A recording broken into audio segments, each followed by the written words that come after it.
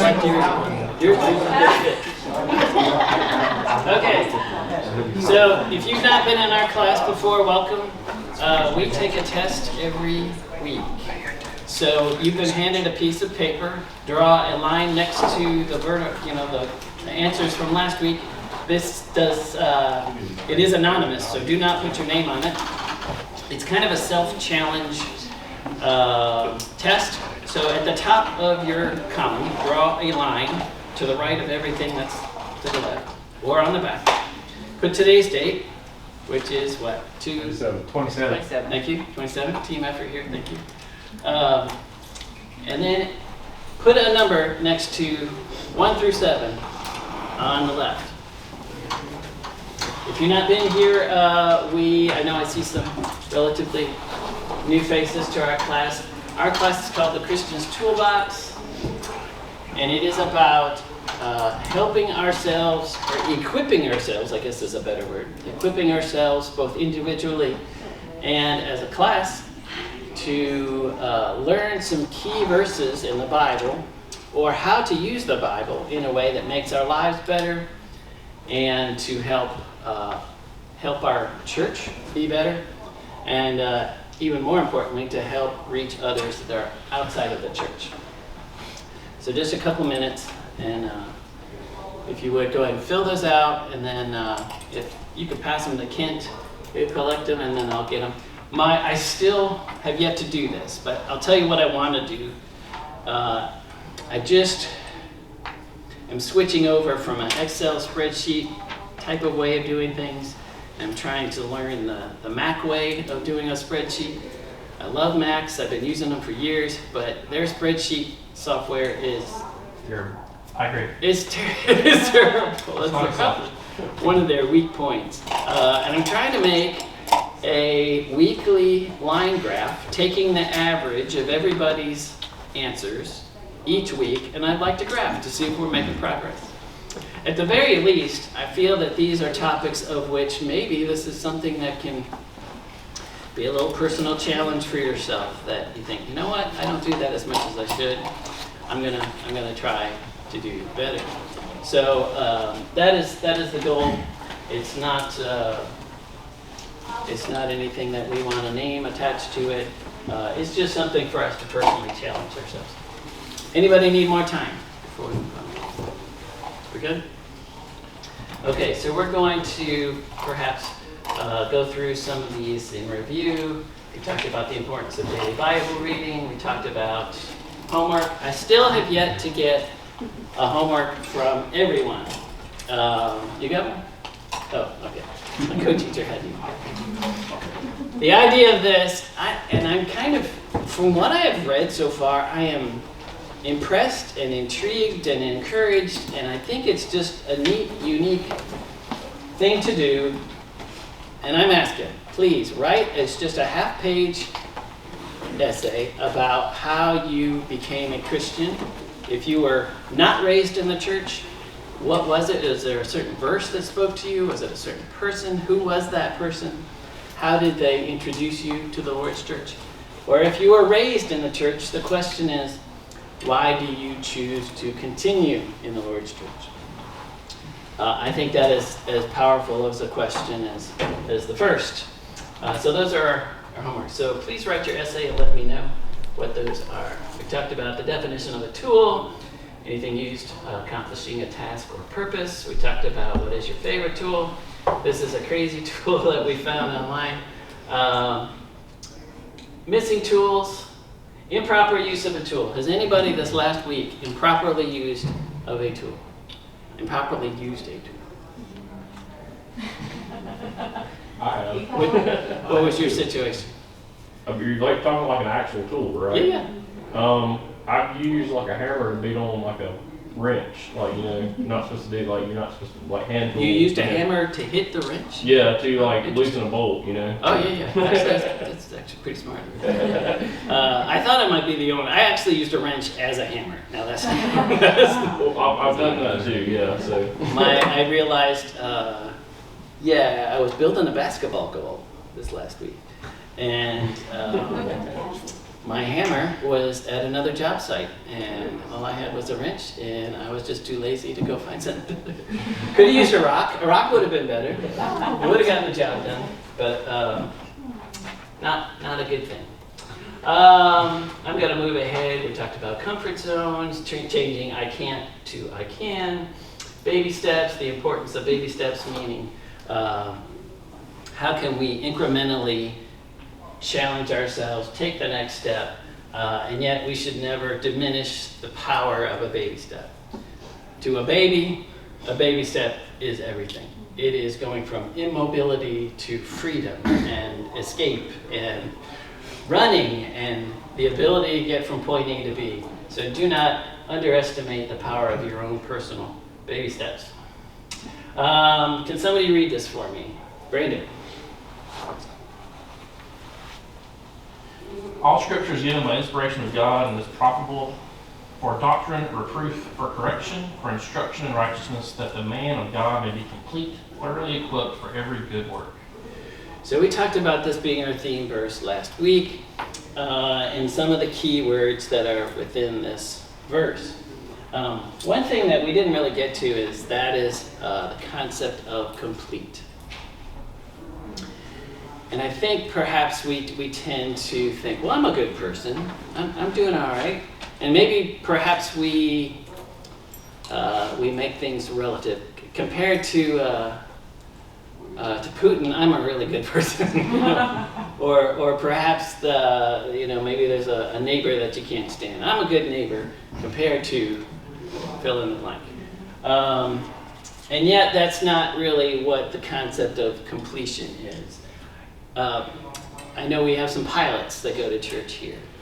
If you find out that your pilot had just taken some training for the particular plane of which you are flying, and they got let's say 95% of the test, they passed with flying colors. The only part of the test that they failed was landing. So can you imagine having to fly with that kind of pilot? Well, he's incomplete, or she's incomplete. And I believe that the Bible is written in such a way that we could live 1,000 lifetimes and you still need to work on the concept of being complete. We were designed that way. We were created in a way of being incomplete. And in fact, I think the beauty of being a child of God is that gap between being complete and incomplete is God.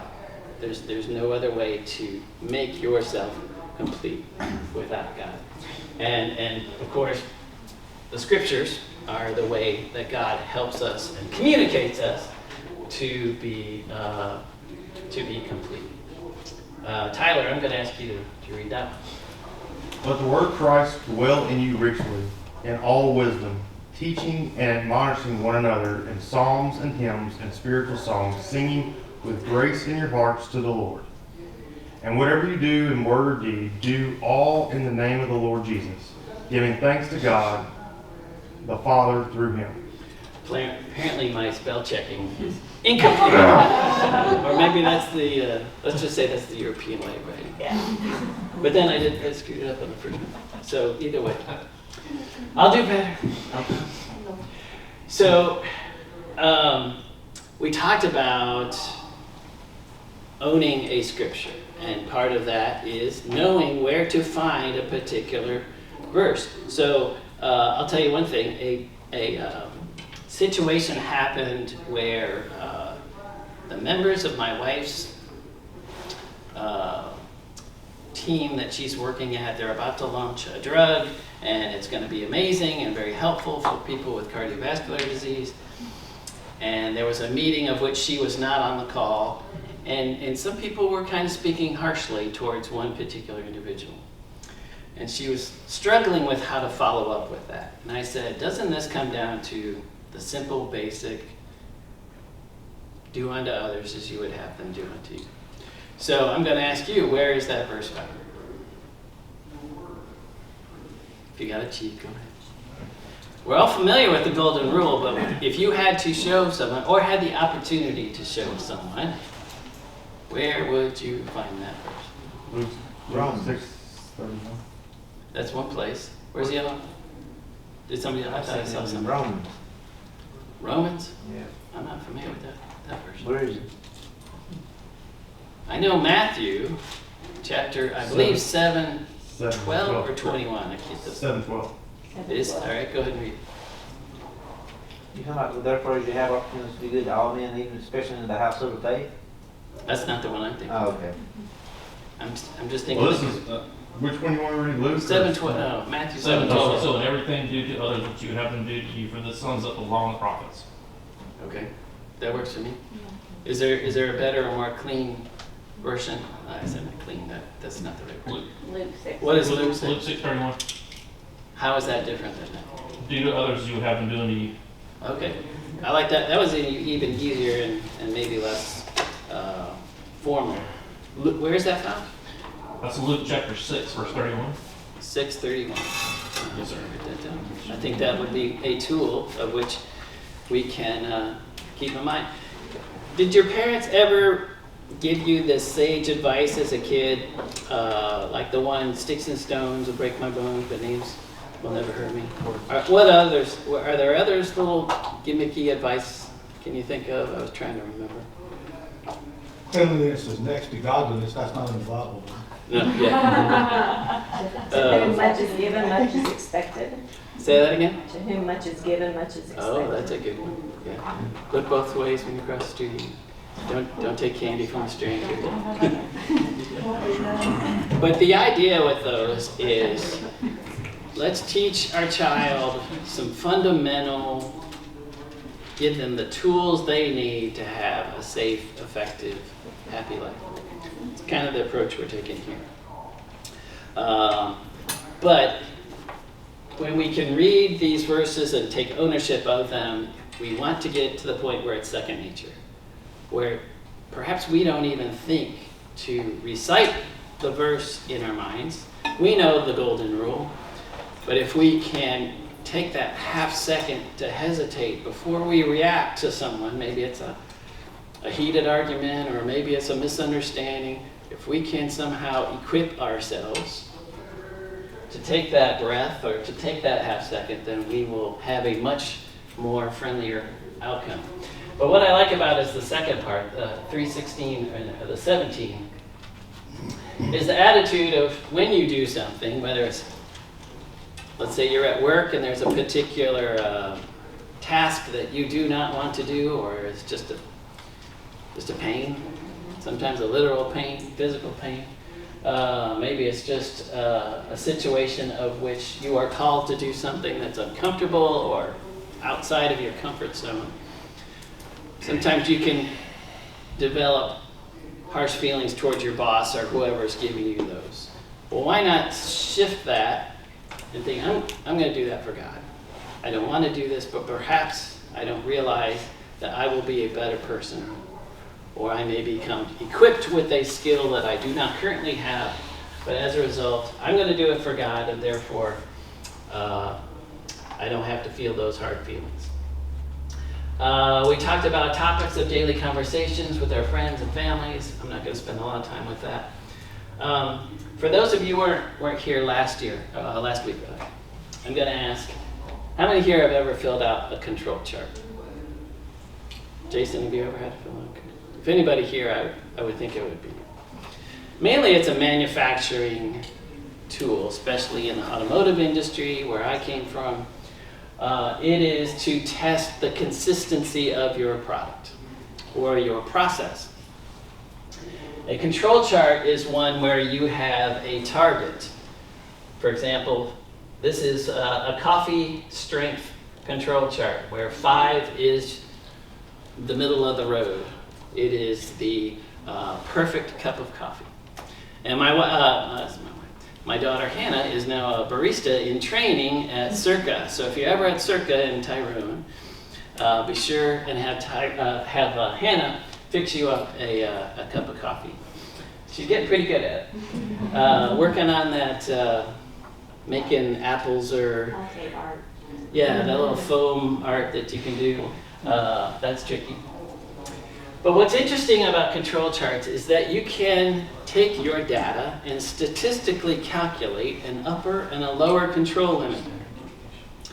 And by charting things as you go, you can determine I am in control or I am out of control.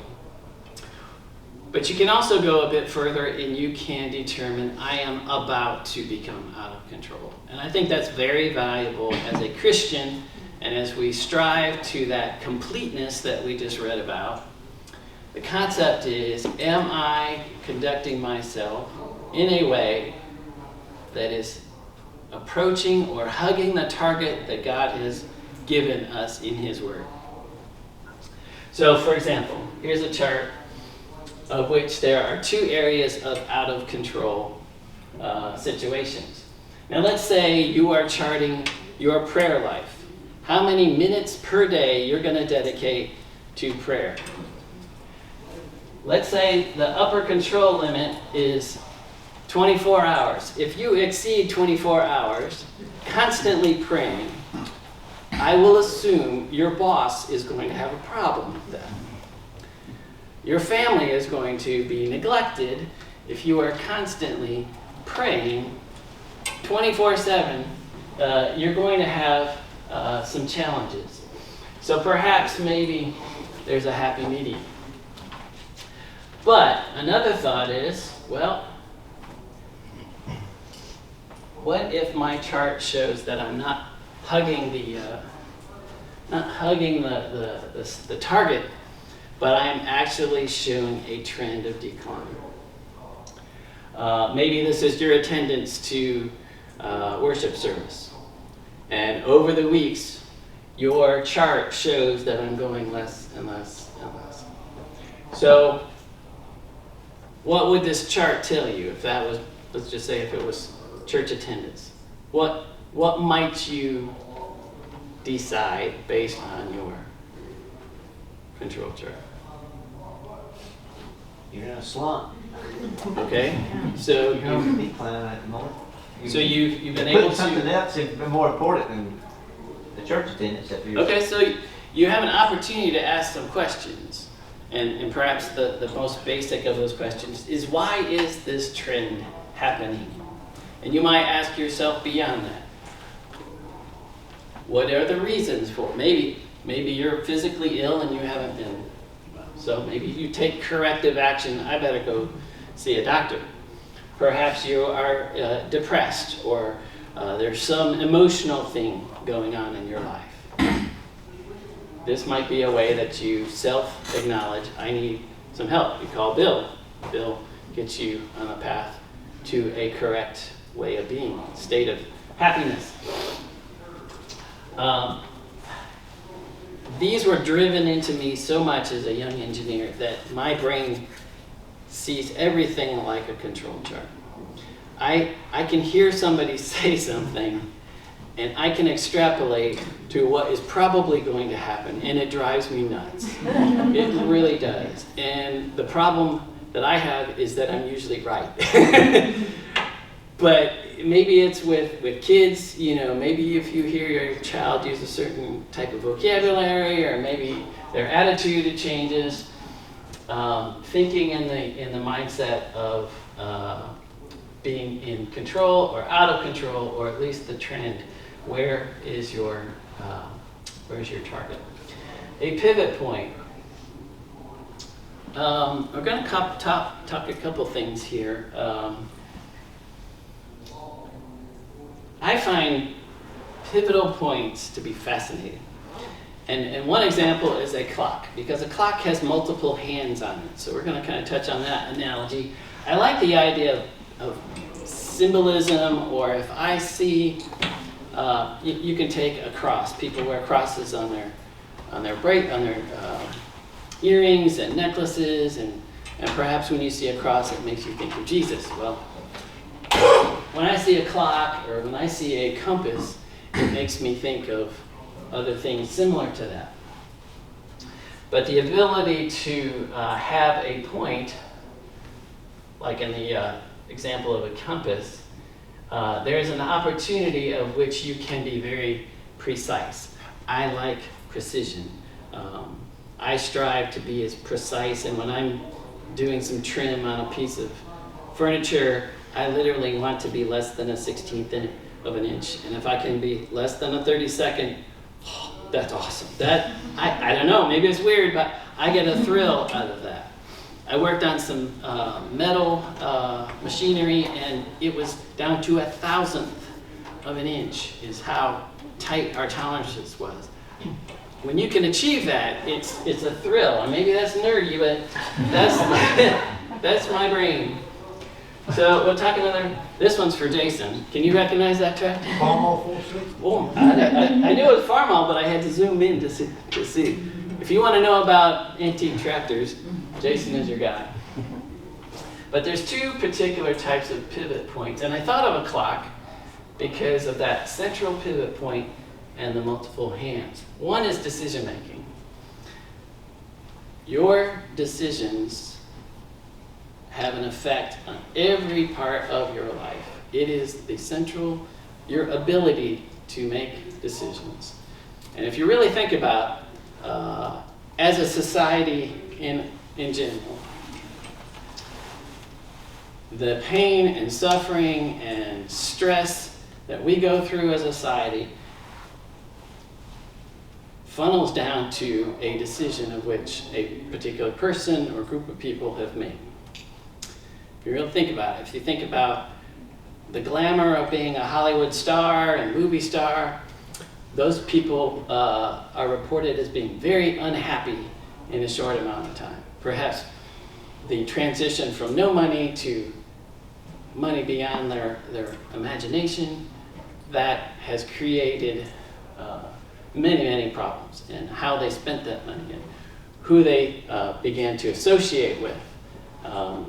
It wasn't too long ago that Justin Bieber and Britney Spears were considered very Christian-like teenagers. Their behavior and their decision-making has not necessarily been focused on the types of decisions or their pivot point. Their decision-making isn't what perhaps it was when they were living with their parents. Motivation is another intriguing pivot point to me. And I think when I was a new manager right out of college, I worked for a company in LaGrange, a textile company, and I found myself being in charge of men who were 2-3 times my age. That was quite an interesting education that I got. But it's interesting and fascinating to me to watch how people will respond to different motivations. Some people say, I want to do a great job, I want to get a good review, therefore I will be the best worker I can be. Others might be, I don't want to get fired, and I will do whatever it takes not to be fired, but not much more than that. Those are the more challenging people, the apathy side of things. You can work with angry people. Apathetic people, whoo, that's tough. And it's all about motivation. Most of those guys say, I was here way before you got here. I'm going to be here way after you're gone. Yeah. I don't really care what you say. I've seen kids like you come and go, and this is just another day at work for me. But I learned a lot. And it's interesting. I think because of that, and I've had a lot of training and work, and there are great books like the book How to Make Friends and Influence People by Dale Carnegie. Read the book twice. If you haven't read that, to me, the Bible's up here, and that book is really close. It should require reading in life. Everybody on the planet should read that book. Absolutely. Everybody. Take the class. I haven't took the class. Yeah, I went, that was a magical class for me because I was a very introvert, unsure person, and that class transformed me to have more confidence, and the ability to stand up in front of you guys today was largely because of that class. Are you going to talk about David when your weeks are coming up? Is that part of your... problem with me, that's all right. You don't have to, but I was just. I mean, yes. We had talked about it, or at least corresponded. So I don't want to steal any of your potential future funding. Sorry, go ahead. So- Talk. David is a great example of making good decisions and making the worst of decisions. And sometimes bad decisions lead to worse decisions. So I'm going to leave that with you. So what are some verses of which really focus on whether you make good decisions? Without looking it up, what is that point in time of which a decision was made? See there, you were Cain and Abel somewhere in there? Not quite that far along. They Eve truly eating of the tree. Fruit of knowledge of good and evil. Right. So if you want to look it up, go ahead and look it up. Whoever gets there, read that first.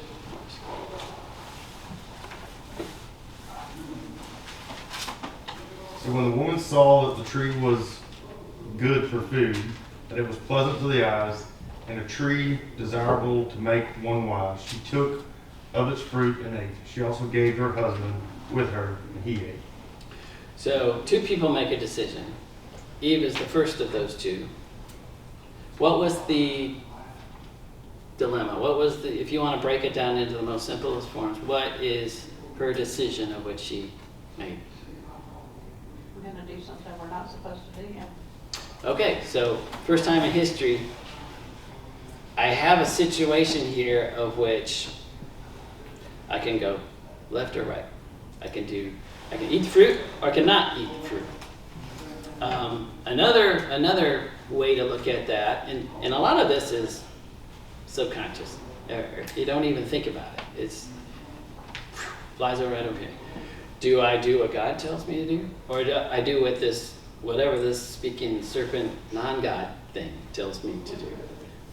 If you can narrow things down into that simplicity and own that, is Genesis 3:6 not a tool that you can use in your life every day?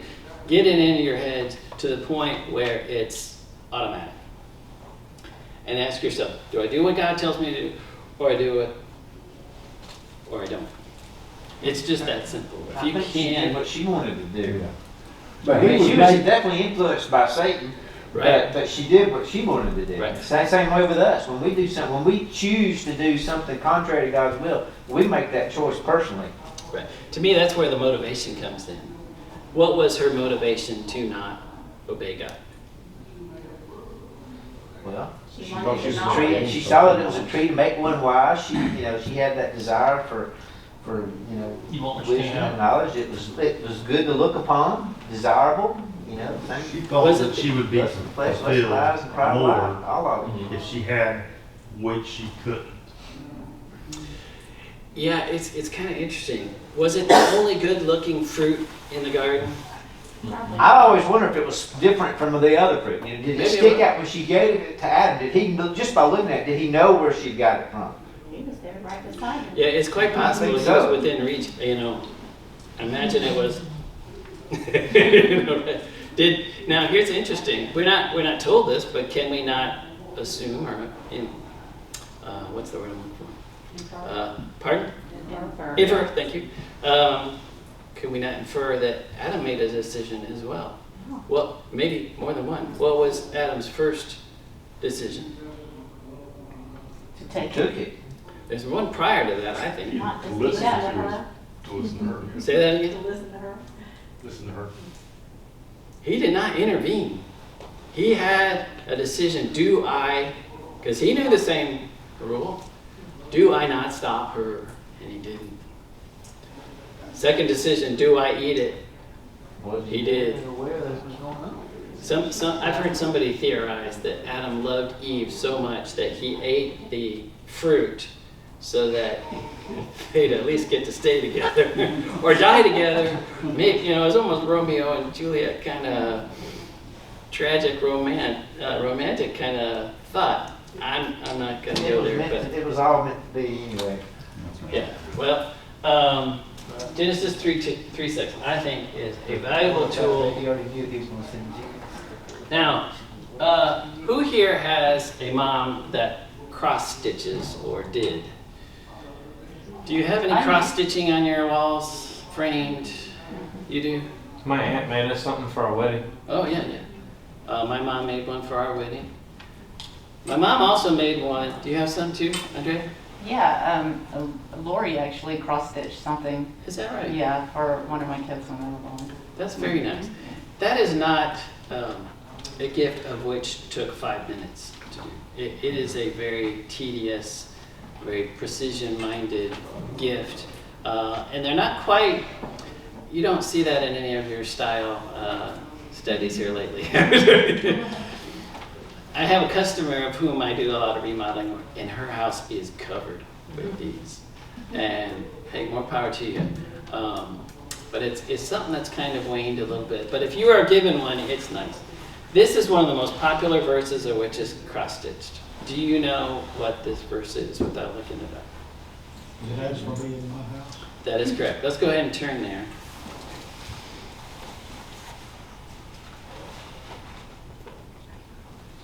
Joshua 24:15. It's kind of, you can take the little bit of it and remember it, but it's a little bit more involved. Bill, you got that? Can you read it for us? I got it. Who's got it? I do. If it seems evil to you to serve the Lord, choose for yourselves this day whom you will serve, whether the gods which your fathers served that were on the other side of the river, or the gods of the Amorites in whose land you dwell. But as for me and my house, we will serve the Lord. To me, that's another one of those tool verses.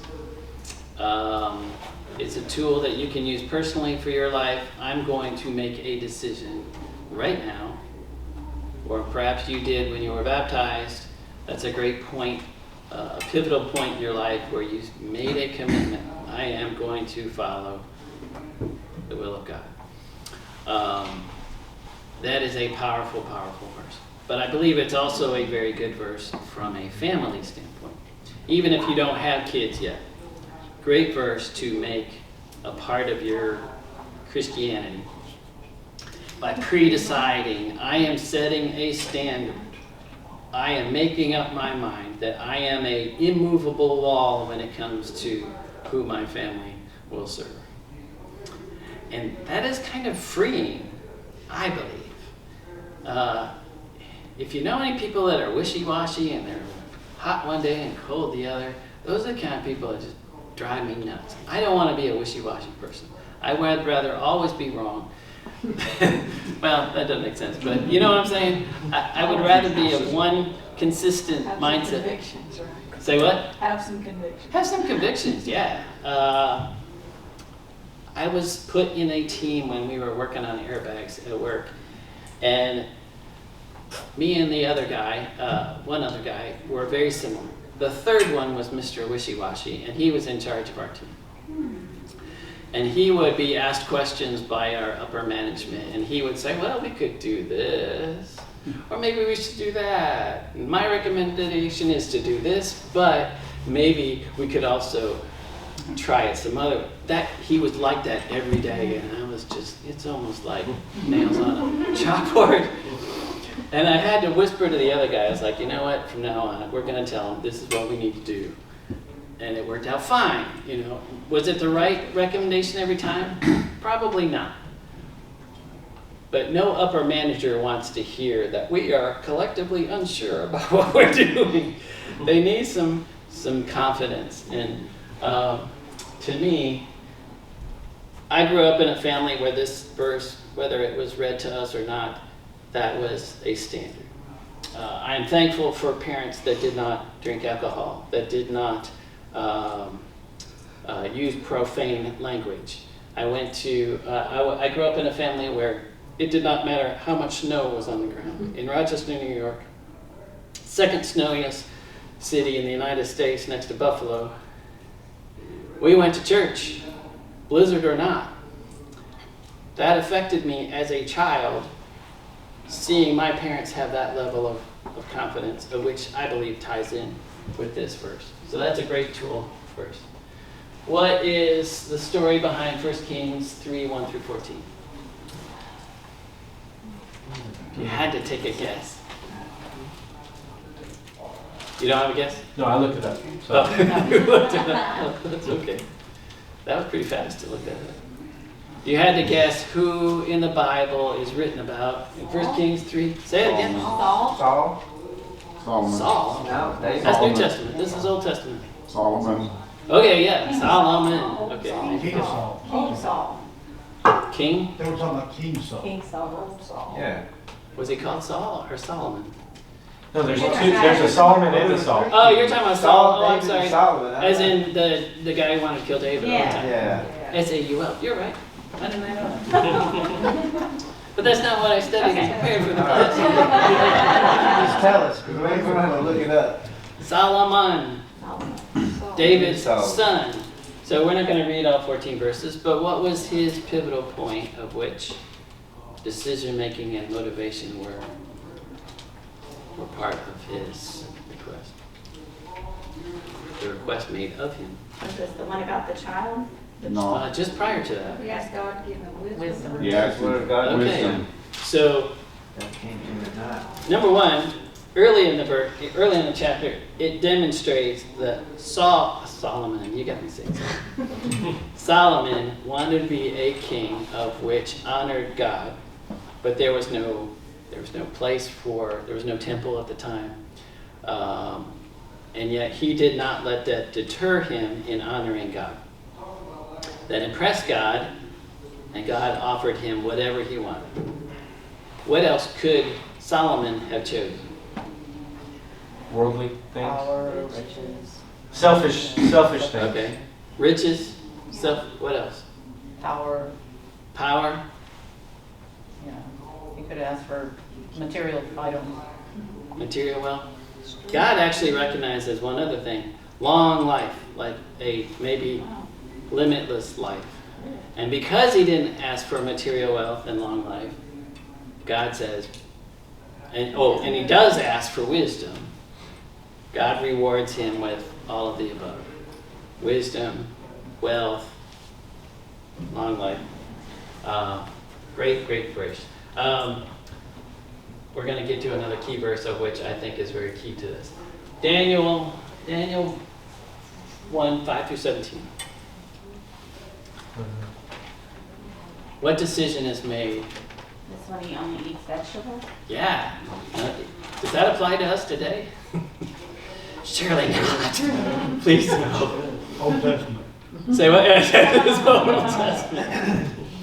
Therefore, it doesn't apply.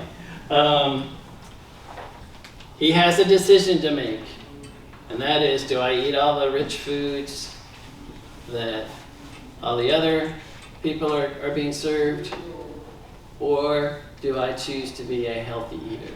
And what was the result of his decision? Well, plus it was food that was often offered to idols. That was part of the problem with it, right? I don't think in this case, I don't know that they had a motivation to steer clear of idols, but maybe that might have been. It just wasn't specified. But after 10 days, really, Daniel only asked for 10 days. Let's do a trial. What was the result of them eating vegetables and healthy food? Stronger and healthier than Stronger, healthier. Their appearance was great. They were sharper-minded. Great example. Now, is this a good decision-making tool? Has anybody ever owned a magic eight? If your daughter comes to you and said, I have been proposed to by 3 men, I don't know what to do, I'm going to use a magic 8-ball to decide. Do you feel good about that situation? No, you do not. I've got one on my desk, and when people come to me with questions, I'll sometimes just grab that. I do, and you know. So if you're a manager and they all turned out you're fired, wouldn't that be fun? Here's your answer. But people were using that. Here is a great, I know we're running out of time, and I want to give Jason a couple minutes to talk about his essay. A very, very valuable tool, James 1, verse 5. If anyone of you lacks wisdom, and who doesn't, I think all of us, that applies to. Let him ask of God, who gives liberally and with reproach, and it will be given to him. I think that is a daily prayer that we should also make. So I've got one essay, and I've collected, I don't know, maybe 5 or 6. One was very, very unique, unlike all the others, and that was Jason's. Jason is one of the best engineers I have ever met. Brilliant guy. And I really liked his approach to why he continues to be a Christian, and it really ties in with decision making. So if you would share that, if you want to stand in front of the room or you want to talk from here. Well, you know, Bryan introducing me like that is a little bit disconcerting. Bryan has a patent. I've never come close to getting. I got 10 big ones from that patent, and I literally $10, not thousands. I had to sign it over to the company. It was just a good question that Bryan asked when he assigned this homework a week before the class started, I thought, because I've really never been asked why I'm in the church or why I stayed in the church if you were raised in the church. I think is the way the question was worded. So when I thought about it, I had 5 bullet points that seemed to fall under. One first was historical, that I was raised by a Christian mother who was a great example of church attendance and still expects it out of me. I think that's a key. That still expect. He's a grown man that has his own kids. There is still that expectation. And I think that's a very healthy thing. The second bullet is probability. If y'all are familiar with Blaise Pascal, 1600s French mathematician. Oh yeah, I'm sure we all are. He had something called Pascal's wager. It says human beings wager with their lives that God either exists or he does not. He argues that a rational person should live as though God exists and seek to believe in God. If God does not exist, such a person will only have a finite loss, some pleasures and luxuries, whatever. Whereas if God does exist, he stands to receive infinite gains as represented by eternity in heaven and avoid infinite losses, that is eternity in hell. So Pascal's wager. Third bullet was logic. Order cannot come from disorder, which is the second law of thermodynamics. Entropy is always increasing. There must be a creator. The Bible is the only communication that we have from this creator. Therefore, I need to follow its instruction as well as I can interpret it. And then from my own observation, individuals, families, and societies are better when following Christianity. I mean, whatever better entails, I couldn't think of anything more inclusive than that. And then lastly, death. If the omnipotent Creator sent His Son to be sacrificed for us, we should respect that with obedience and worship. Thank you very much. Very well said. We've run out of time, but I appreciate Jason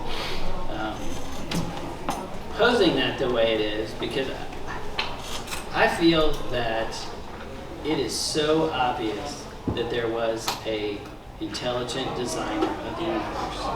And you just look at flowers and animals, and the fact that do unto others as you would have them do to you, that works. If there was no God, what would be the point of having that philosophy as a part of our society?